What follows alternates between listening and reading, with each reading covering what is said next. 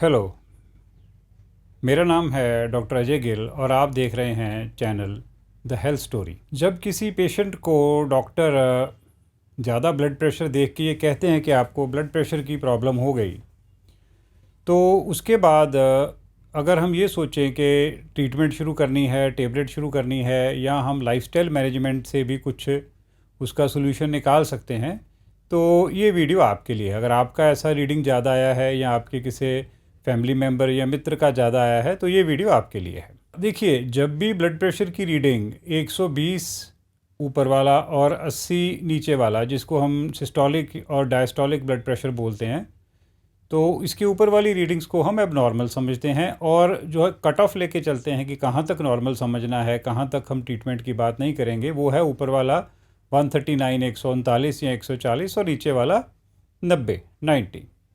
इसके ऊपर वाली रीडिंग्स को मोस्ट डॉक्टर्स, मोस्ट एसोसिएशन सब देशों में ट्रीटमेंट के लिए कहते हैं। जब आपका ब्लड प्रेशर का रीडिंग इन रीडिंग से ऊपर से चला गया, तो आपके डॉक्टर या मैं, अगर आप मेरे पास दिखाते हैं, तो आपको बोलेंगे कि आपको ब्लड प्रेशर के लिए कुछ ना कुछ ट्रीटमेंट का सोचना पड़ेगा।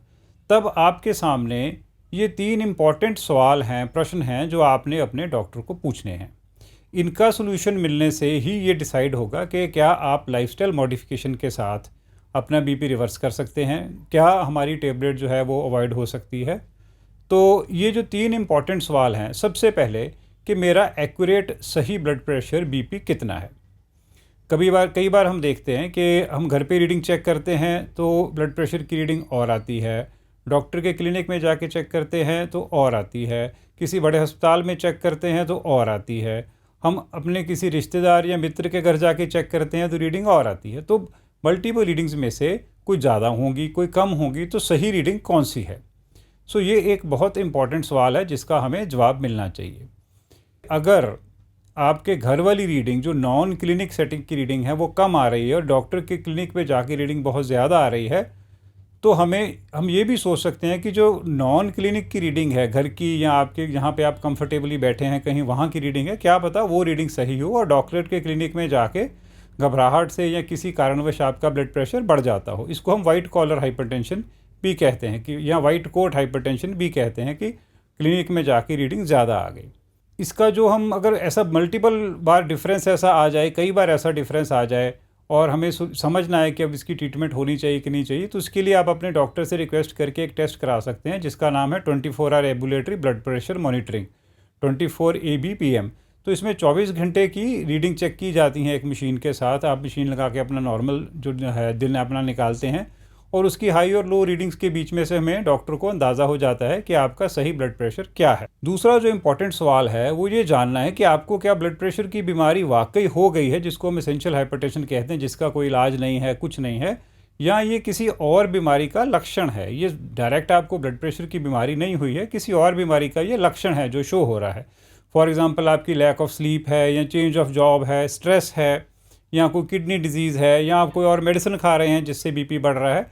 तो ये सब हमें देखना पड़ेगा कि क्या ये सेकेंडरी है, किसी और कारण की वजह से ये ब्लड प्रेशर बढ़ा हुआ है, और अगर किसी और कारण से बढ़ा हुआ है तो उस कारण को सही करने से आपको ब्लड प्रेशर आपका सही आ जाएगा, तो आपको ट्रीटमेंट करने की ज़रूरत नहीं पड़ेगी।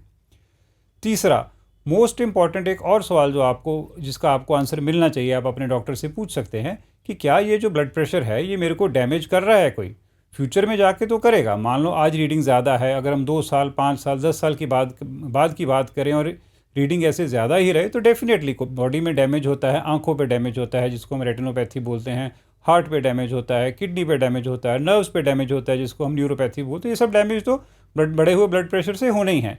तो उसके लिए हमें ये जानना ज़रूरी है कि क्या आज मेरी बॉडी में कोई डैमेज है। तो इसके लिए हम आई वाले डॉक्टर से, या आपके जो मेडिसिन वाले डॉक्टर हैं, वही आपकी आई के अंदर चेक करके आपका जो रेटिना है उस पर देख के ये बता सकते हैं कि आपके ब्लड प्रेशर के साथ आपको क्या डैमेज हुआ है। उसको हम रेटिनोपैथी बोलते हैं। 3-4 स्टेजेस की रेटिनोपैथी, जिससे पता लग जाएगा। और अगर अभी डैमेज ऐसा नहीं हुआ है या उसके बिल्कुल स्टार्टिंग के आसार हैं, तो जो सेकंड पार्ट का वीडियो, इस वीडियो का सेकंड पार्ट है जिसमें मैं ये बताऊंगा कि आप बिना मेडिसिन के ब्लड प्रेशर कैसे रिवर्स कर सकते हैं, कैसे सही कर सकते हैं, तो वो आपके लिए बहुत फ़ायदेमंद होगा।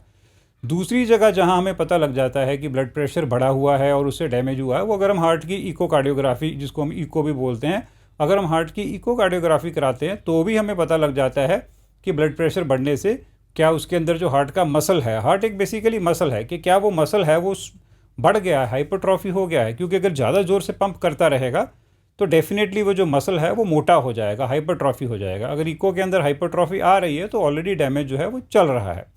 इसी तरह किडनी के टेस्ट होते हैं जिसमें हम ये ढूंढ सकते हैं कि आपकी किडनी जो है यूरिन में प्रोटीन बाहर निकाल रही है कि नहीं। अगर आपके यूरिन में प्रोटीन आ रहा है, जिसको हम प्रोटीन यूरिया बोलते हैं, तो डेफिनेटली ब्लड प्रेशर की वजह से आपकी जो किडनी है वो डैमेज हो रही है या हो गई है। तो अगर ये वाली सूरतें हैं जिनमें कि आज आपको रीडिंग ज़्यादा का पता लगा और साथ के साथ हमें ये भी पता चला कि जो आपका बॉडी है उसके अंदर ऑलरेडी ब्लड प्रेशर के डैमेजेस हो रहे हैं या हो चुके हैं या कुछ लेवल तक हो गए हैं, तो हमें इसको ट्रीट जल्दी करना चाहिए। फिर हम रिलैक्स नहीं चल सकते, हम ट्रीटमेंट शुरू कर सकते हैं। और जो second part of the video में मैं बताऊंगा कि क्या मेथड आपकी, किस मेथड से आप उसको रिवर्स कर सकते हैं, वो भी साथ साथ कर सकते हैं। तो हो सकता है कुछ महीनों बाद हमारी जो टेबलेट है वो बंद हो जाए। अच्छा, ये भी एक धारणा मैं रिमूव कर दूं कि कुछ लोग ये भी सोचते हैं कि ब्लड प्रेशर की टेबलेट हमें शुरू कर दी तो उसकी हमें आदत पड़ जाएगी। ऐसे आदत पड़ने वाला कोई काम नहीं होता।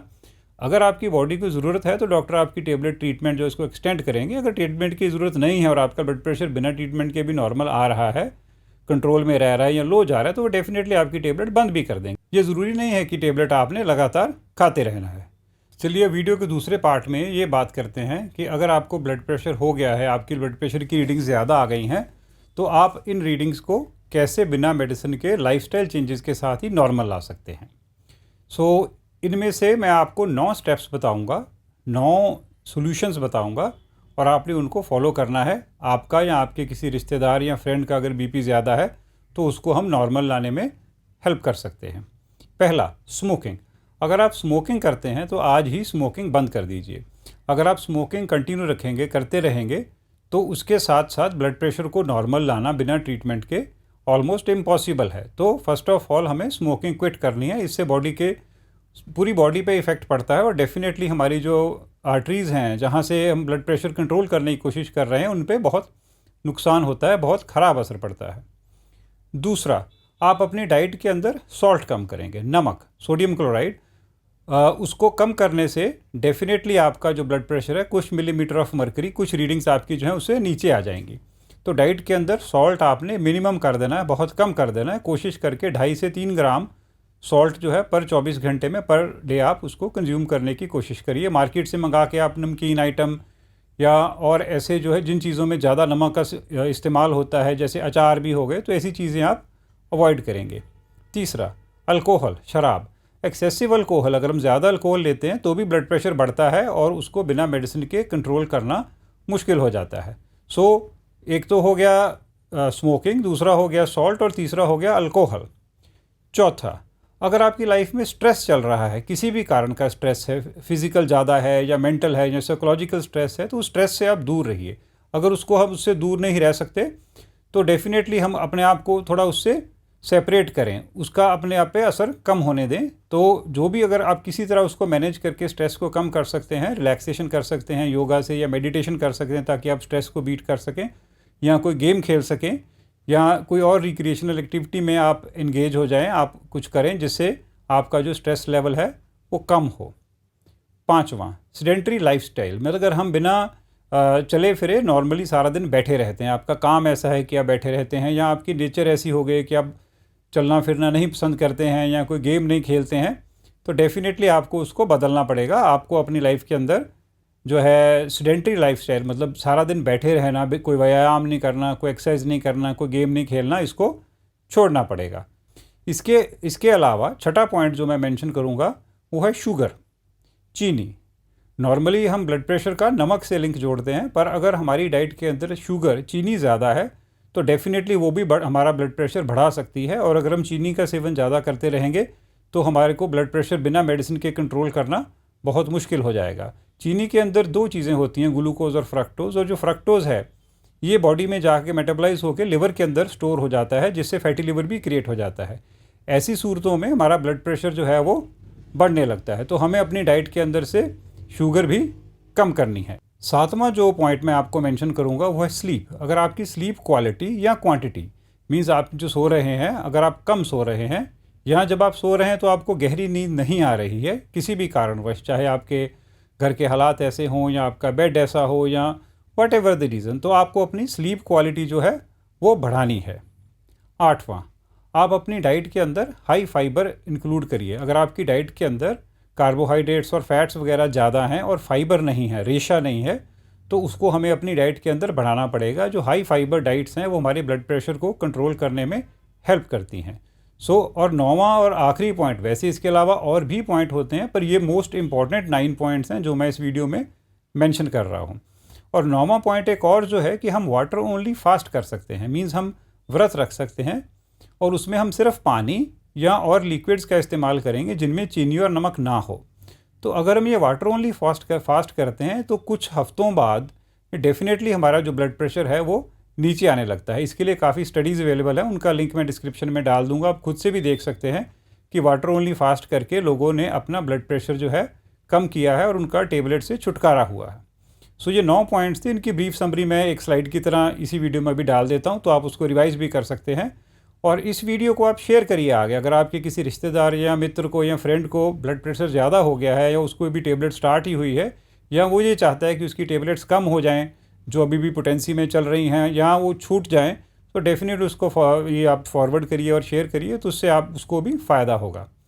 बाकी डेफिनेटली अगर आपको आगे वाले वीडियो देख रहे हैं तो सब्सक्राइब कर लीजिए, नोटिफिकेशन बेल प्रेस कर दीजिए, बट वो डेफिनेटली आपकी चॉइस है। मेरी ये कोशिश है कि इस चैनल द हेल्थ स्टोरी के ज़रिए मैं ऐसे वीडियो लाऊं कि लाइफस्टाइल मॉडिफिकेशन के साथ अपने जीवन में कुछ चेंजेस लाने के साथ हम लंबी ट्रीटमेंट्स और मेडिसिन से छुटकारा पा सकें।